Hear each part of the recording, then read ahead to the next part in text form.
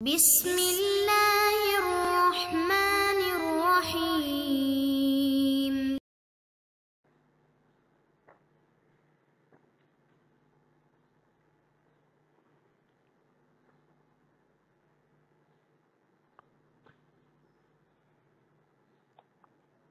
اعوذ باللہ من الشیطان الرجیم بسم اللہ الرحمن الرحیم وبہ نستعین۔ الحمدللہ ہماری گفتگو کفایت الاصول کے اصول عملیہ میں ہے۔ اصول عملیہ میں براءت، احتیاط وغیرہ کی بحث پڑھ چکے۔ آج ہم استصحاب کی بحث پڑھیں گے، اور نسبتاً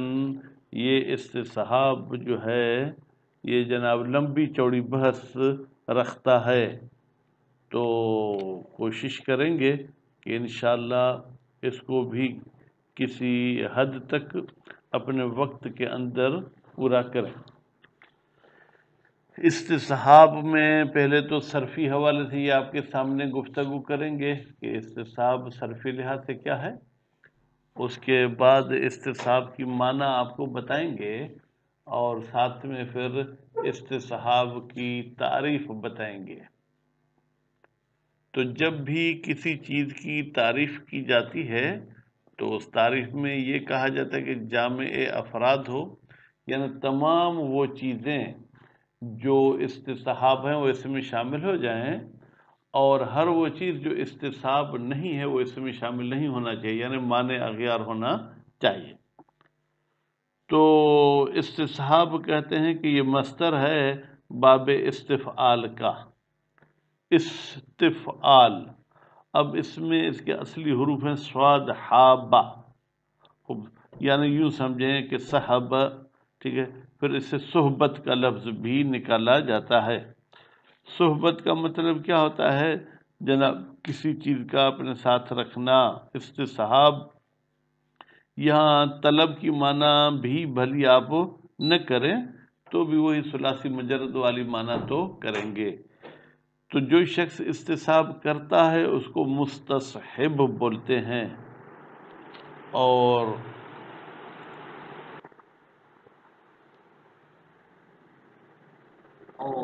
یعنی کہ یہ لفظ یاد کرو اور ٹائم کیا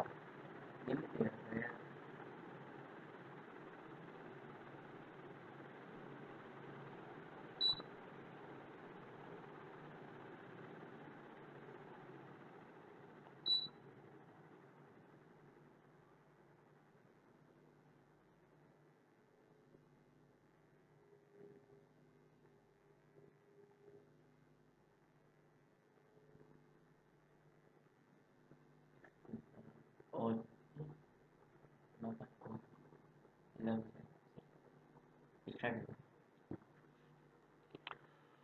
اور اس استصحاب کی پھر تعریف بھی کی گئی ہیں، اور ان تعریف میں پھر کچھ اشکالات کیے گئے ہیں کہ یہ جامع افراد نہیں، یہ مانع اغیار نہیں۔ تو مصنف صاحب فرماتے ہیں کہ جامع افراد اور مانع اغیار اس تعریف کو کہتے ہیں جس کو منطق میں حد کہتے ہیں یا رسم کہتے ہیں۔ حد یعنی جو جنس اور فصل کے ساتھ تعریف ہو، رسم میں جو جنس اور جو ہے کیا ہے خاصہ کے ساتھ تعریف ہو۔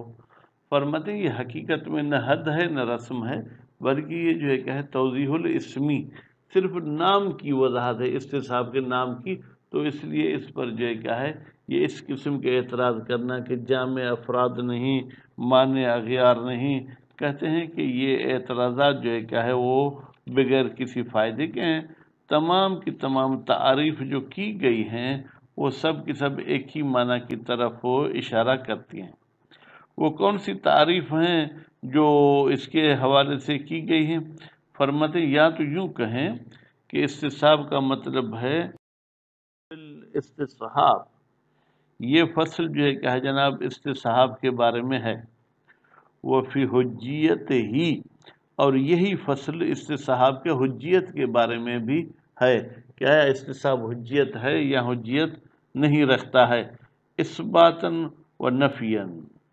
اب وہ حقیقت میں یوں سمجھیں وہ فی حجیت ہی یہ خبر مقدم ہے، اقوال جو ہے کیا ہے یہ مبتدا مؤخر ہے، یعنی اس کے حجت کے مثبت اور منفی ہونے میں اقوال ہیں، کس کے لیے؟ للاصحاب، علماء کرام کے لیے۔ جب آپ انشاءاللہ استصحاب کی بحث پڑھیں گے تو وہ اقوال بھی آہستہ آہستہ آپ کے سامنے آتے جائیں گے۔ ولا یخفا، فرماتے مخفی نہیں رہے کیا، ان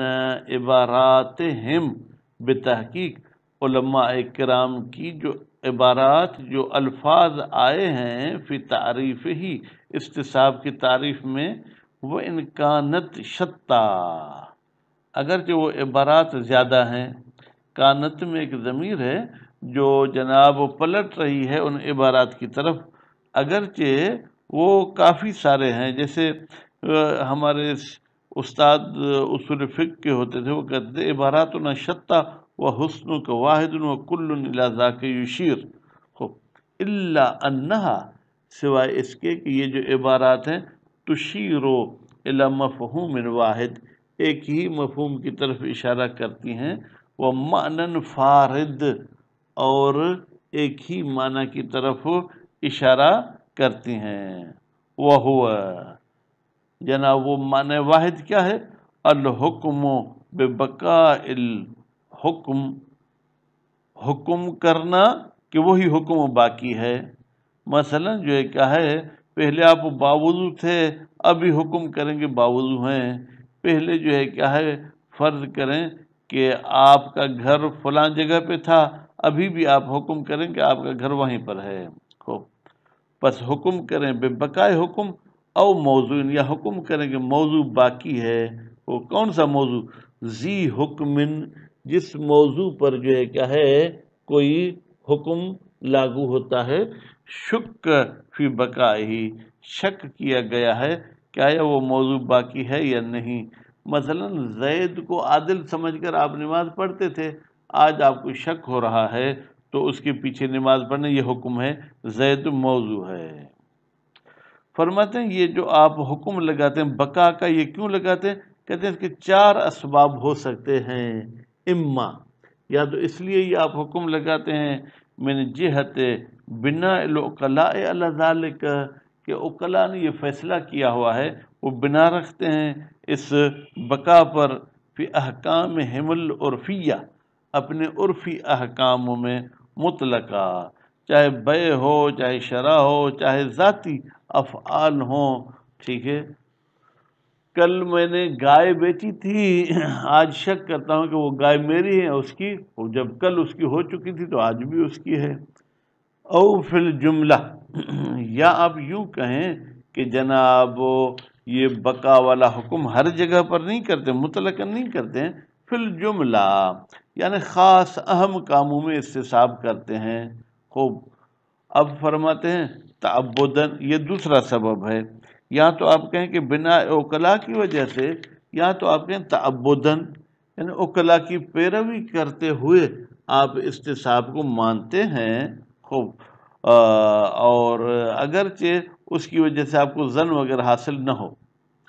یا تعبدن کو مستقل سبب نہ مانے تو دوسرا سبب کیوں استصحاب کرتے ہیں؟ او لظن بہی، یا اس لیے ہم استصحاب کرتے ہیں کہ ہمیں ظن حاصل ہوتا ہے بہی، اس بقا کا۔ یہ ظن کہاں سے وجود میں آتا ہے؟ الناشی،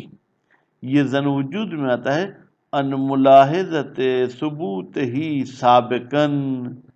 اس لیے کہ یہی حکم یا یہی موضوع سابق میں موجود تھا، تو نتیجے میں کوئی تعبد وغیرہ نہیں ہے۔ وَإِمَّا، یہ تیسرا سبب ہے کہ آپ استصحاب کیوں کرتے ہیں؟ من جہت دلالت نص، ہمارے پاس کوئی نص موجود ہے جو کہتی ہے کہ آپ استصحاب کریں۔ نص کی کوئی آپ مثال دے سکتے ہیں؟ جیسے معصوم کا فرمان ہے لا تنقض الیقین بشک، آپ یقین کو نہ توڑیں شک کے ذریعے۔ او یہ جناب جو ہے میرے خیال میں چوتھا ہے، دعوی الاجماع علیہ، اجماع دعویٰ کرتا ہے علیہ، اس بقا پر یا استصحاب پر، کذالک، کذالک کا مطلب کیا ہے؟ بعض لوگ کہتے ہیں مطلقاً تمام امور میں،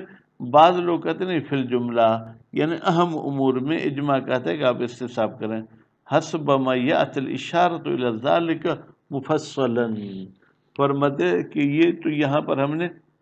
اجمالاً آپ کو بتا دیا کہ استصحاب کے یہ اسباب ہو سکتے ہیں۔ یخفا، فرماتے مخفی نہ رہے، ان ھذا المعنی، یہ جو ہم نے استصحاب کی معنی کی، هو القابل لأن یقع فیہ نزاع، یعنی یہ بیچاری اپنے اندر نزاع اور جھگڑے کی گنجائش رکھتی ہے، والخلاف، اختلاف کی بھی گنجائش رکھتی ہے، پھر نفی یہی کہ کوئی آ کے اس معنی کی نفی کرے، وہ اس بات ہی کوئی آ کے اس کو ثابت کرے، مطلقہ یعنی مطلقاً ثابت کرے، مطلقاً نفی کرے، او فی الجملہ، یا اجمالی طور پر اس کی اس بات کرے یا نفی کرے، وفی وجہ ثبوت ہی، اور یہ بھی گنجائش ہے کہ اشکال کیا جائے، یہ جو آپ نے 4 وجہیں بتائیں کہ ان کی وجہ سے جو ہے کیا ہے یہ استصحاب ثابت ہوتا ہے، علی اقوال، علی اقوال کا تعلق کس کے ساتھ ہے، یعنی وہ چند اقوال پر اس میں اختلاف اور جھگڑا کر سکتا ہے، ضرورت، یہ بات بدیہی ہے، انہو لو کان الاستصحاب هو نفس بقاء الوکلاء علی البقاء، کہتے ہیں اگر استصحاب کا آپ یہ فیصلہ کرتے ہیں کہ وکلاء کی بنا ہے بقا پر، یعنی خود یہ بنا آپ کے دلیل ہے، او یا آپ کہتے ہیں کہ استصحاب میں اس لیے کرتا ہوں کہ ہوا ظن بہی، مجھے ظن حاصل ہوتا ہے بہی، اس بقا کا، الناشی، وہ ظن جو وجود میں آتا ہے، من العلم بثبوت ہی، کہ مجھے علم تھا کہ یہ چیز پہلے موجود تھی، لما تقابل فیہ الاقوال، پھر تو اس میں اقوال کا کوئی تقابل اور کوئی ٹکراؤ وغیرہ نہیں ہوگا، بلکہ کیا ہوگا، بلکہ ہم یوں کہیں گے جناب، بل یہ سب کے سب جو ہے کیا ہے، گویا کہ 2 مورد ہیں، ٹھیک ہے، بعض کہتے ہیں کہ بنا وکلا کی وجہ سے، بعض کہتے ہیں زن کی وجہ سے، وَتَعْرِيفُهُ، اور یہ جو اس کی تعریف کی گئی ہے، اللہ کتنے ونی پوتا تو کتنے بیٹھوئیں ایسے بٹھوانے ایسے ہوتا النفی سمجھتے نہیں کیا گھر میں دبا پٹ دیتے ہو نا مجھے اللہ حقیقہ، اور یہ جو استصحاب کی تعریف کی گئی ہے، بما ينطبق علی بعضها، یہ تعریف ان بعض 4 مبانی میں سے بعض پر صدق کرتی ہے، بعض پر صدق نہیں کرتی، وَإِنْ كَانَ رُبَّمَا يُوہم، اگرچہ یہ تعریف وہم میں ڈالتی ہے، اللہ یکون هو الحکم بالبقاء، کہ استصحاب کی یہ تعریف نہیں ہے کہ ہم حکم لگائیں بقا کا، تو نتیجے میں پھر یہ تعریف تو ہماری تعریف پر فٹ نہیں آتی، بل ذاک الوجہ ہو، ٹھیک ہے، بلکہ یہ اسی تعریف مذکور پر فٹ ہو سکتی ہے، الا